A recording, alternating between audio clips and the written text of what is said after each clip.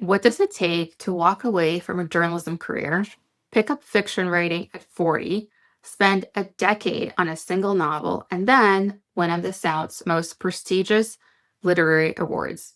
Hi, I'm Jane Khodos Beyer, and welcome to the People You Meet in Old Town Podcast, a podcast about the fascinating people of Old Town Alexandria. We sit down with Susan Gregg Gilmore, a novelist, a former journalist, and the winner of the Willie Morris Award for Southern Fiction.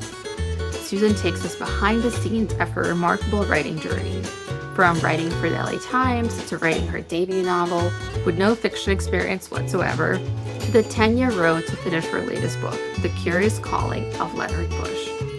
We talk about what it really takes to get published, the hard feedback that had her in tears, and the beautiful story at the heart of Leonard's world. So without further ado, let's welcome Susan. Susan, Thank you so much for being here. It's great to have you on. You are not an Old Town resident, but you are an honorary resident because you're related. You're the sister of my lovely neighbor, Alice Haas. Yeah. And you were kind enough to come speak at our book club, and that's how we met. And I bring this up because we talk about how I meet people in Old Town. And so I'm so glad to meet you. But of course, I met you by reading your book first and foremost and hearing your voice in my head. So it's great to meet you in person. Thank you. And it's a thrill to be an honorary resident. That's right. You absolutely are. So I would love to just dive in and learn more about your background. Let's do it. I actually was a stay-at-home mom, also part-time freelance journalist. And I did that for many years. And then around 40, I thought, I need a new gig. I want to do something different. And all of my friends kept saying, you should write a book.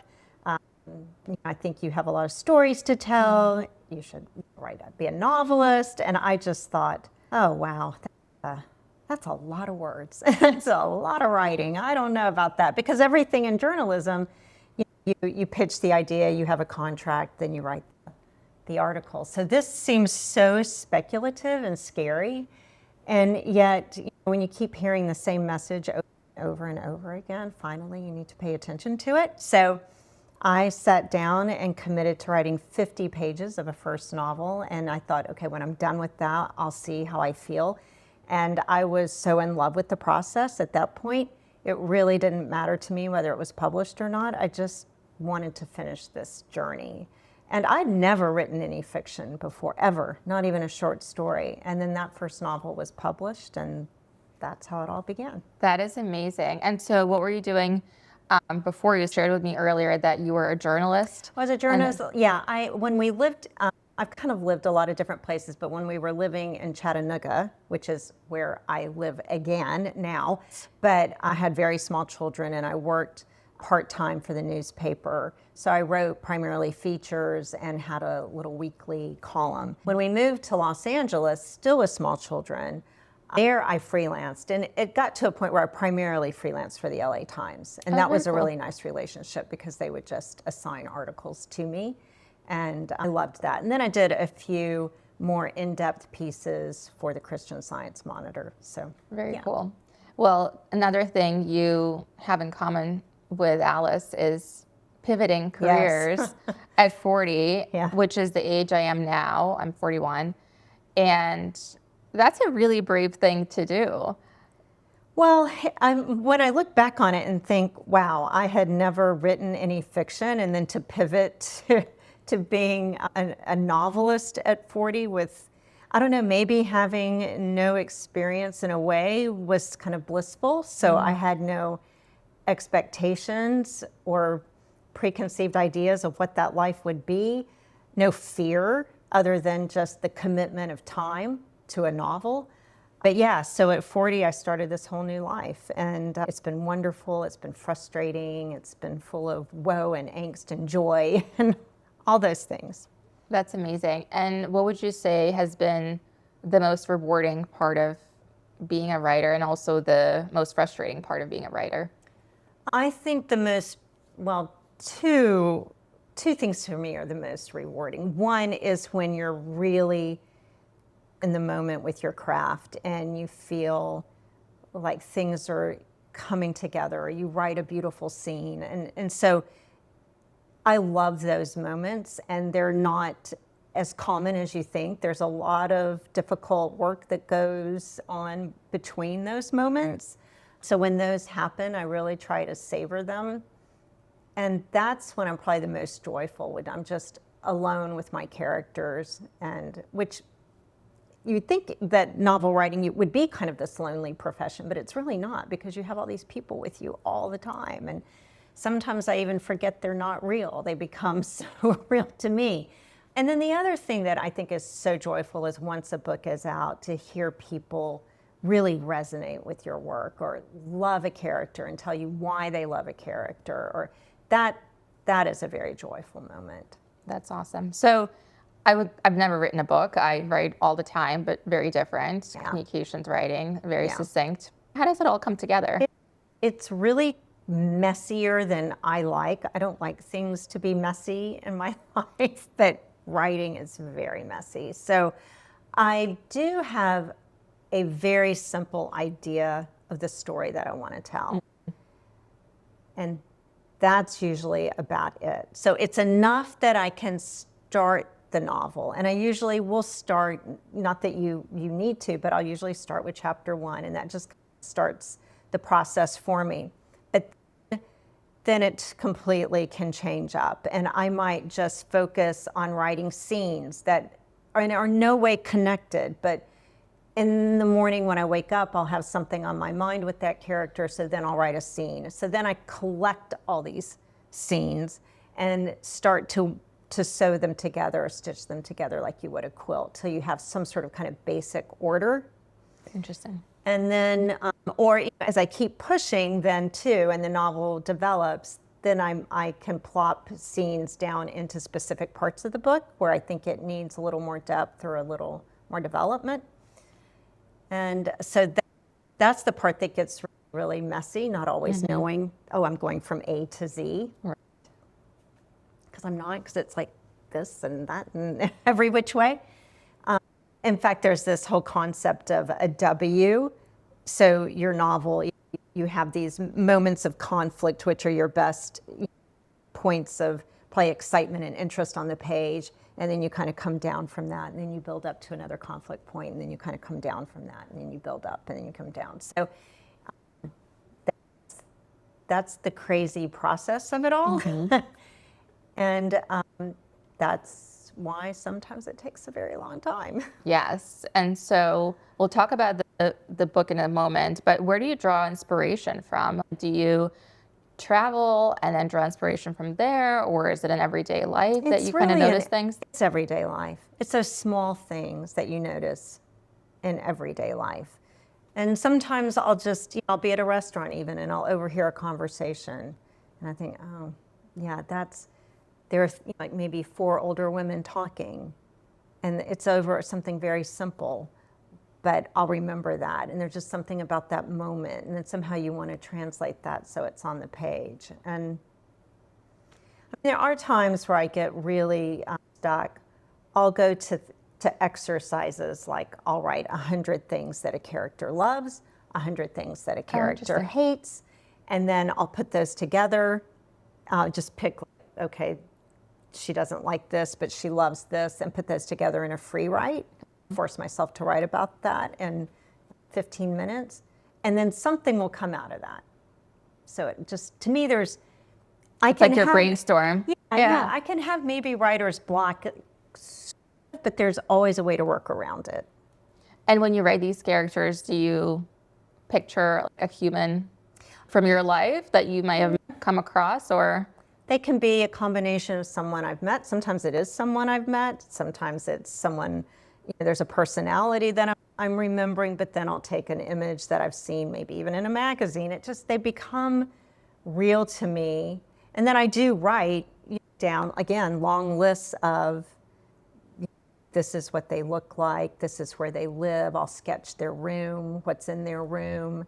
It has to be very exact in my head, or I can't write that in a convincing way for a reader. Right. It's so fascinating to hear your process.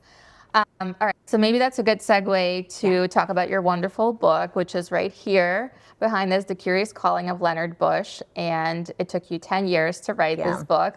Would love to hear you talk about the idea for the book, how you got the idea. Yeah, and we heard the story last night, but I think our listeners would love to, it would be interesting for them to hear the story. This was a precise moment. Sometimes a novel doesn't come to you this clearly. This did. I was teaching at the Appalachian Young Writers Workshop, which is held on the campus of Lincoln Memorial University in Harrogate, Tennessee, which for people who don't know is where Tennessee, Kentucky, and Virginia all come together in this little point. So it's definitely in the Appalachian Mountains, and all of the kids that come to this camp are from the mountains. And so they came always wanting to write fantasy or more Gothic type pieces, which I totally appreciate, but I wanted them to expand a little bit. And fantasy is not a genre that I typically gravitate to, so I wanted them to write something maybe that I would enjoy spending the week with a little bit more.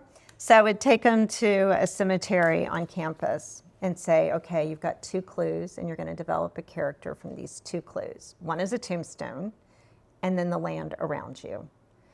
And there was one tombstone that said Leonard Bush's leg, 1923. And I just could not forget that. What a thing to see. Like somebody's leg is buried in the cemetery. And not a human, a leg, a body part. I knew that could happen, but I just had never seen it. I've never heard of that. And I was fascinated by it. And I've been working on another novel for a year. And then on the fly, I sent my agent this novel I'd been working on for a year, and 6 pages of this Leonard Bush that I just typed away on the computer at the last minute. And she wrote back and she said, "You're telling the wrong story. You need to be telling this story about this boy, Leonard Bush." That's the next question I had for you, is how did the book evolve over a 10-year time period? Well, okay, so after she said, "You're writing the wrong book, you need to be writing this one of Leonard Bush," I was like, oh my golly. I have 6 pages. That's really all I have. And so that's where the really hard work started, because I needed to figure out what was this story of Leonard. And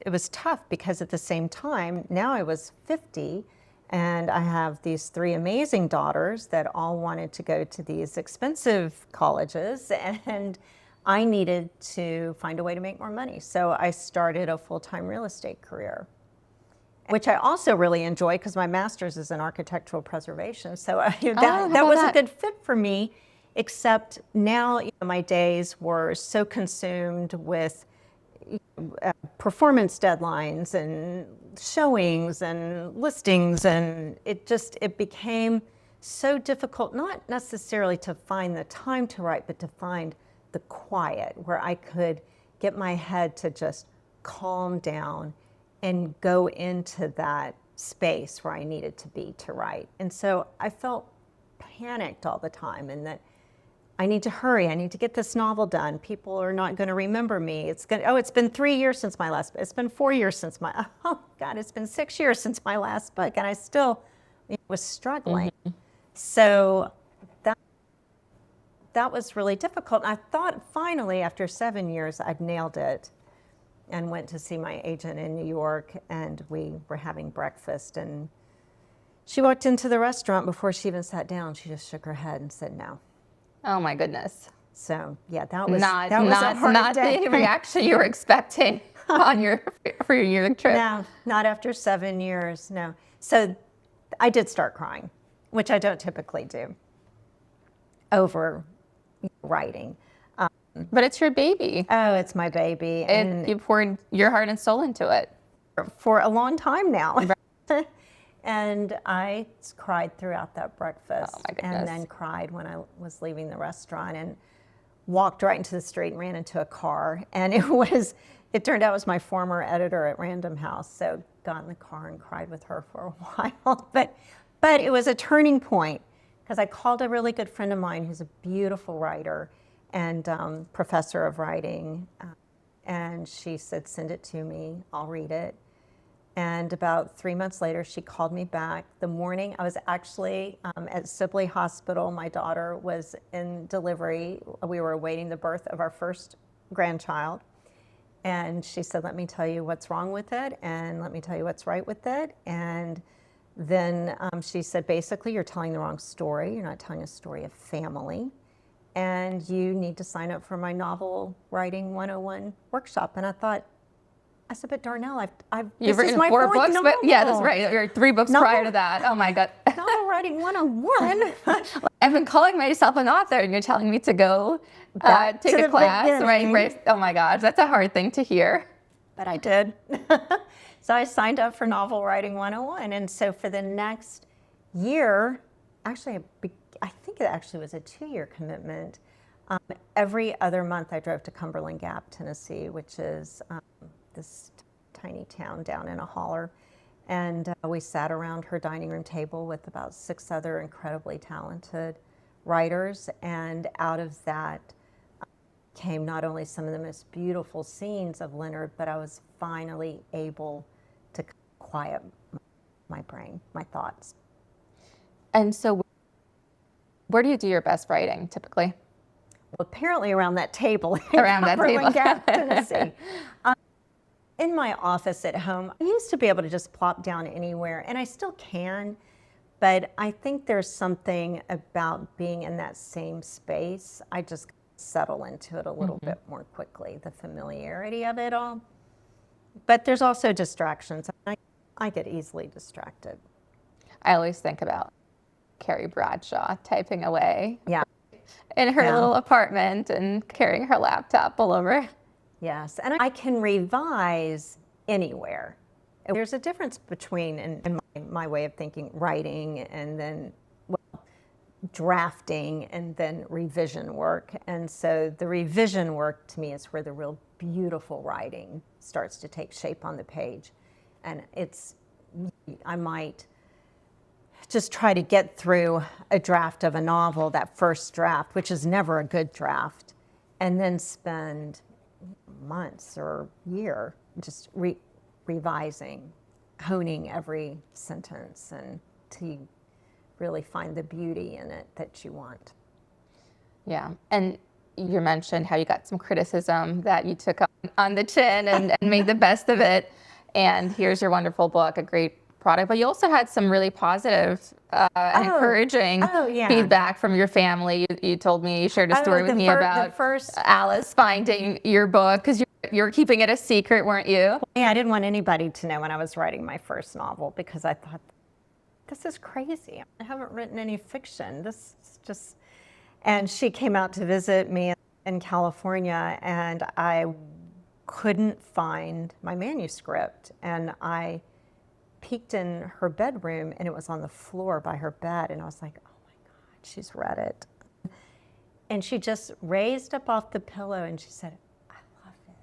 And then went back to sleep. And that was so meaningful. I've never forgotten that. And I thought, okay, I can do this. And yeah, it's funny how with that first book, I had a lot of really lovely reviews, and it actually was a Southern Independent Booksellers nominee for Book of the Year. So it was really well received, but you don't forget the bad or negative comments. So there was one that I've never forgotten that was on Amazon, signed anonymously, of course. Well, of course. Yeah, because people are... Oh, yes. Much braver when they're anonymous. So brave, yeah. And it said, this is not a beach read. This is not even a book I would read on the way to the beach. Oh my goodness. Yeah, never forgotten. I think one of the late night hosts does a read the worst tweets about you, and then the person actually reads them. Maybe that'll be like part 2 with you, Susan, is just to do that in good fun. You gotta laugh. You gotta laugh. Right? Exactly. You gotta laugh at these comments. All right. So we talked about the writing journey. I want to hear about the publishing journey, because I've never written a book. I've also never published a book. Yeah. What does that process look like? And do you first find an agent, or do you first write a book and then find an agent? How does that come together? Well, for a first-time novelist, you write the book. You need to, and there's no one way to get to the finish line, but the agents are the gatekeepers. And I think for the most part, they're there for a very good reason. And I love my agent and am very, very grateful because she's not only selling the book, but they're offering you commentary and thoughtful feedback, and she's just a wonderful support. So for me, yes, I wrote the book, I got an agent, and then put it out for submission. And that first time, when I knew so little about the process, I got a 2-book deal. And I remember asking, what is the second book they're talking about? Because I don't have one. And so anyway, I knew so little about publishing, which was probably a good thing, honestly, in retrospect, because you have this baby that you love so much, and then what I wasn't prepared for once you are turning it over and you're out there in the world, just all the angst that comes with having a novel in the hands of readers. Well, I bet some aspiring writers right now are listening to the podcast and going and taking some copious notes. What advice would you give an aspiring author? 2 things. One, get to your desk, sit there every day. Even it's not going to happen if you're not at your desk doing the time, putting in the time in the chair. And I need to listen to that advice too. I used to be absolutely wonderful about being in the chair every day writing, but that really is the most important thing, because there's so many beautiful writers out there that never complete the project, and it really comes down to time in the chair. And then just having a thick skin, because there is no way you can be in any creative field and not have to deal with rejection at one point or another, or disappointment. So if you're very thin-skinned, I would say it's going to be a little bit tough. Right. And so do you feel that over time your skin has thickened? I think it's interesting that in journalism or novel writing, I've fortunately kind of came to it with a thick skin, which surprises me, honestly. And I'm fiercely determined. Obvious 10 years, I never gave up, even though so many people along the way said, maybe you should put Leonard down and work on another book, and maybe that'll give you some perspective. And I tried that once in a while for a couple of weeks, but he just kept calling me to the page. I think it's because you alluded to this right now, like you said, in journalism, but in journalism, you actually do have an editor that you work with on every single article. And I bet that's what's built your foundation, and a deadline, right? And I bet that's what's built your foundation for having thick skin. Honestly, you're absolutely right. It's been so long, I forget, but oh yeah. And journalism editors, and especially if you're in the physical newspaper building, they have no problem calling you out in front of a room of other people. So yeah, you do get immediate, swift feedback, and yes, it's not always kind. And they're fact checkers, it's very right? direct. You get feedback from everywhere. So that's right. So you've probably actually been building that stamina all along. Yeah, I have. Yeah, honestly, I just hadn't thought about that, and it's been so long. I just submitted something recently, an essay to a journal, and that felt really good.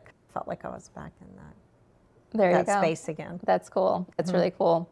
So when you got the book, when it was actually published, and you held your baby in your hands, what's that feel like? Well, it's really exciting and nerve-wracking when the box comes, because first you see a galley copy. Okay. So it's a paperback, usually with the image. The pages maybe are a different quality, the paper, but you're starting to get an idea of what it's going to look like. And that's very exciting. And then when the book finally comes, it's not quite like giving birth to a child. It is really special. And Leonard, for me, picked this one up because the publisher had done this little surprise that they hadn't told me about. So they had used copper Oh, how about that? to do the leg with like wings, as if how it's cool is that? going to heaven, and then on the spine in copper.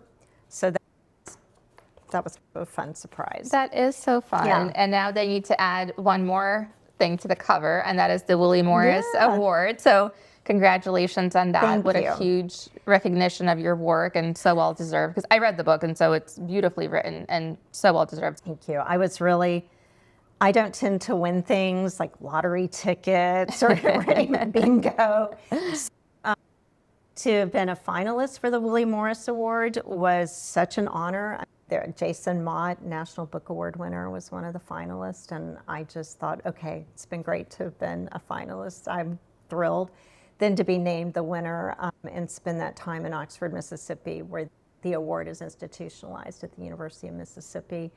And for a Southern writer, it was very meaningful, especially to come at this point in my career and after such a long journey with Leonard. It just, if anything will get me a little teary, it's that. Oh, well, it's the culmination of all your hard work being recognized, right? Especially after we just talked about all your editors that have been criticizing your work. And people like that say feedback's a gift, right? So I'm sure it's made you better along the way. Oh, absolutely. But it's nice to have that positive, very positive affirmation of all your talents and efforts. It feels really good. Yeah, that is awesome. What life lesson do you want readers to walk away with from the book? I think just one of hope, really, honestly. And in fact, my agent calls Leonard the Ted Lasso of Appalachia, that he's just this very hopeful, positive kid. And I think right now it's nice to read a story that really is positive and full of hope. And I think that's what Leonard offers people. I don't think Leonard realizes that's his gift, but when people, just briefly, and I don't want to give away too much, but it is this 12-year-old boy who's lost his leg. And so the book opens with Leonard wanting to have a burial for his leg, and his mother is not so sure about this, but the parents agree, and he is determined to have a service with a preacher, prayer, and a bit of hymn singing, and that's what they do. And then he seems to move on so beautifully from this that people, starting with his sweet little friend, little Henry, come to him with trinkets of their guilt and woe and shame, because they think if Leonard will bury it in the same way that he buried his leg, they're going to be able to move on as beautifully as Leonard has. And so he really cultivates a reputation that spreads fairly far and wide, and people start coming to him from all over. That is a great lesson.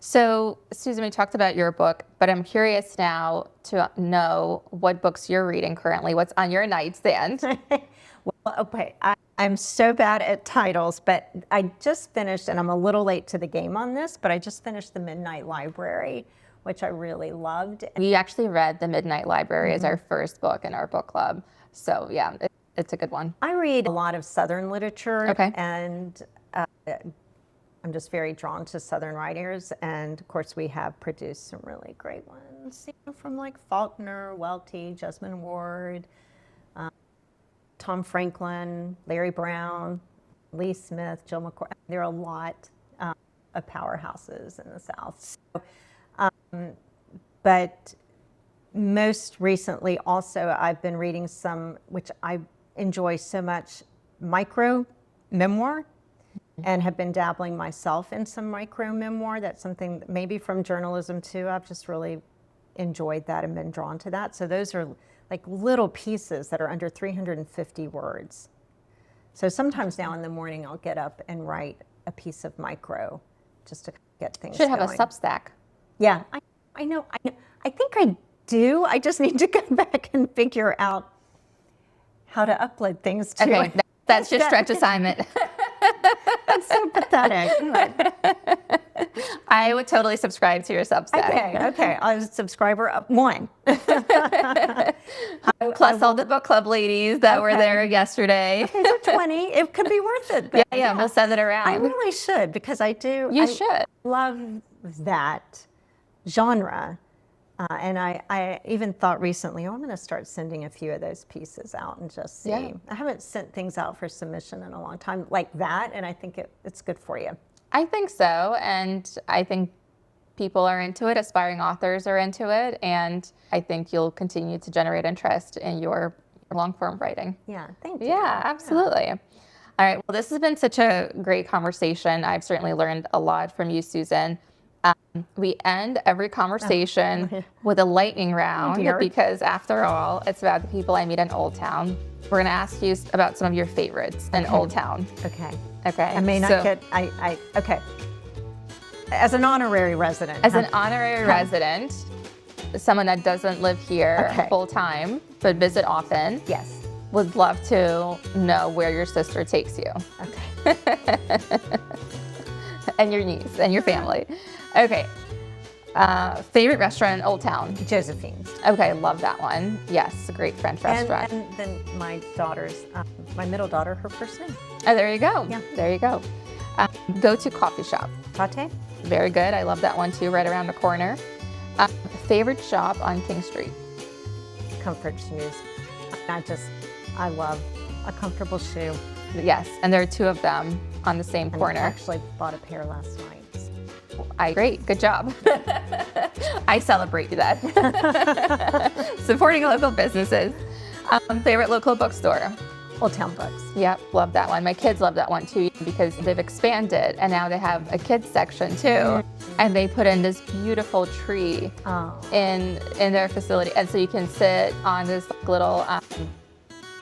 little chair and read a book. And it's so cute reading by the tree. I love children's bookstores. There's one they do a really nice job. in Evanston, Illinois, that has the door and then a little door that you can walk through to the door. Cute. And then I've been in others where in the molding they have little cutouts and you can look in and there are these little vignettes. Oh, how creative. So clever. Yeah. That is really clever.